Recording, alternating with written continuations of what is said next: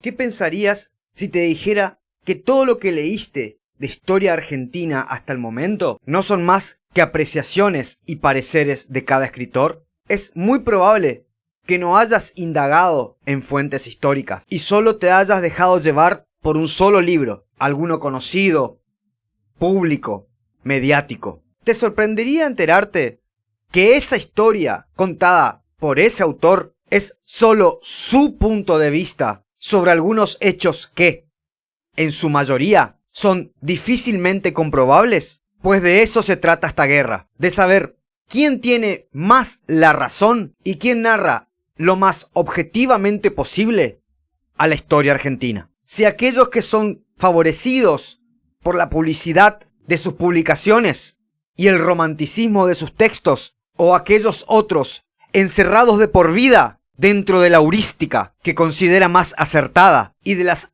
supuestas verdaderas fuentes de los hechos históricos.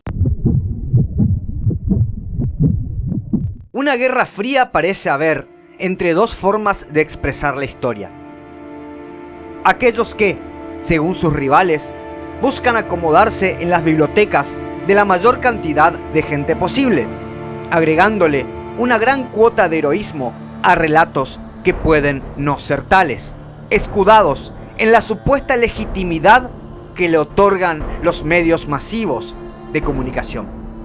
Y por otro lado, aquellos que investigan a fondo los dilemas históricos sin aferrarse, supuestamente, a conceptos subjetivos y compradores. Los primeros son denominados por los segundos como historiadores mediáticos y culpables de hacer renacer lo que se conoció como revisionismo histórico, ahora denominados neorrevisionistas, los cuales, para los académicos más notables, no solo serían una suerte de personajes con ansias de insertarse en la farándula, ejerciendo las mismas falencias que los revisionistas anteriores, sino también responsables de transmitir a los asiduos lectores comunes, según las propias palabras del historiador académico Andreas Daswig, una historia anacrónica, antiintelectual, con transhistoricismo y con visión binaria.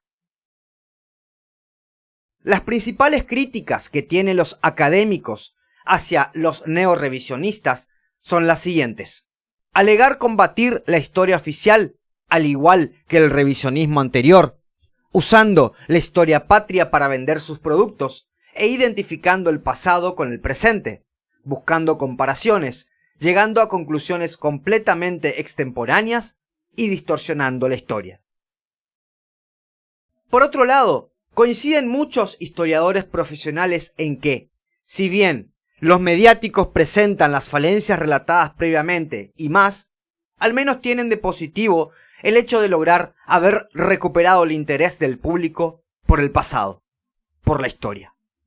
Andreas Daswig, quien escribió un artículo muy interesante al respecto, cuyo texto les dejo en la descripción del video para que lo descarguen, señaló entre los que considera nuevos revisionistas a Felipe Piña, Pacho O'Donnell, Daniel Balmaceda y Norberto Galazo, a quienes culpa de usar los ardides de desenmascarar villanos, admirar héroes y de envolver la compleja historia con teorías conspirativas para atrapar al público y vender, sintiéndose los mismos no simples divulgadores, sino los dueños de la historia misma.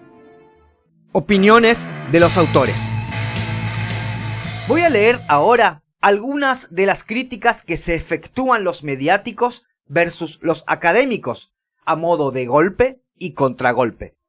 Presten atención porque estas palabras son determinantes para entender el tema bajo examen. 1.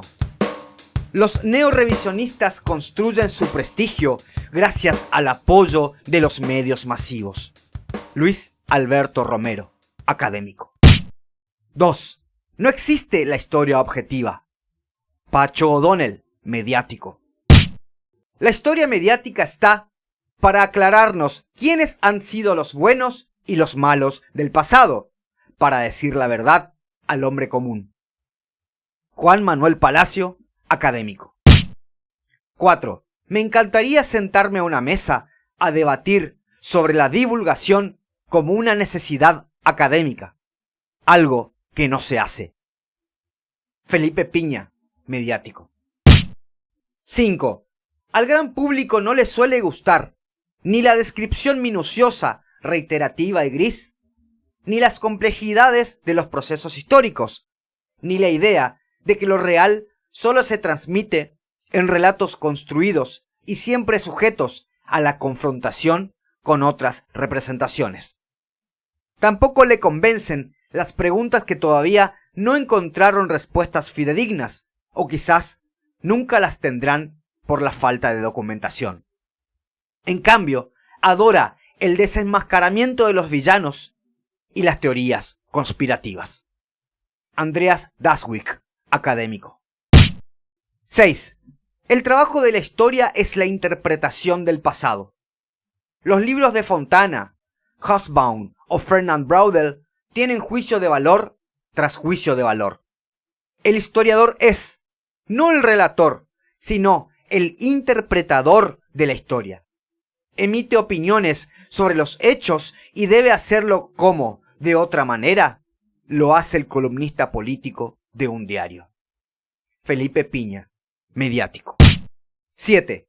Si uno se atribuye la condición de abogado, médico, odontólogo, ingeniero, y no lo es, cae fulminado por las prescripciones del Código Penal, que protege a la sociedad contra la usurpación de los títulos.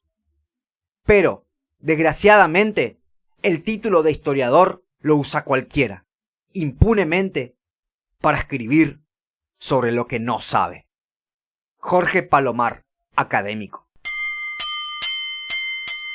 Curiosamente, y además de todas estas desavenencias, los neorevisionistas se defienden acusando de liberales o neoliberales a los académicos, encargados estos de defender supuestamente la historia oficial mitrista. Por su parte, académicos manifiestan que, en realidad, la lucha contra la historia oficial, ellos mismos la habían empezado hacía ya tiempo. Conclusiones.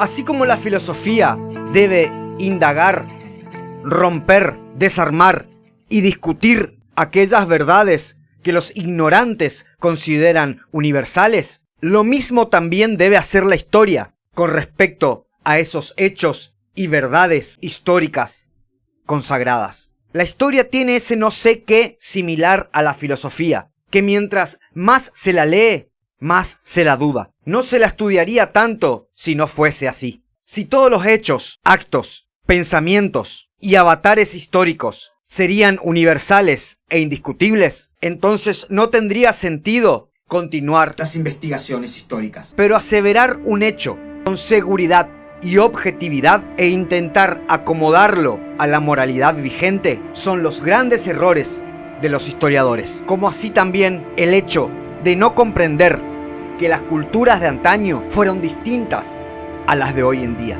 Si hoy juzgamos, por ejemplo, a un tratante de esclavos del siglo XIX, pues entonces tendríamos que suponer a Belgrano, a Moreno y además funcionarios como demonios del infierno por tener esclavos bajo su propiedad. A su vez, creo que es entendible que la mayoría de los autores no puedan esconder sus propios pensamientos sobre las situaciones históricas narradas, que de hecho, hacerlo no solo es patrimonio de los mediáticos, sino que hasta los mismos académicos suelen caer en esa tentación. Lo lamentable de este hecho es que cualquier tipo de expresión que exhale un historiador de alta fama se adhiere al consciente o inconsciente del oyente o lector tan fuertemente que quizás muera pensando en que esa opinión es la única verdadera. En fin, ambos tipos de historicismo alimentan el saber humano, pero solo creo que ambos tendrían que mejorar un poco en cuanto a lo objetivo y subjetivo del relato, indicando al menos cuando una apreciación es propia, señalando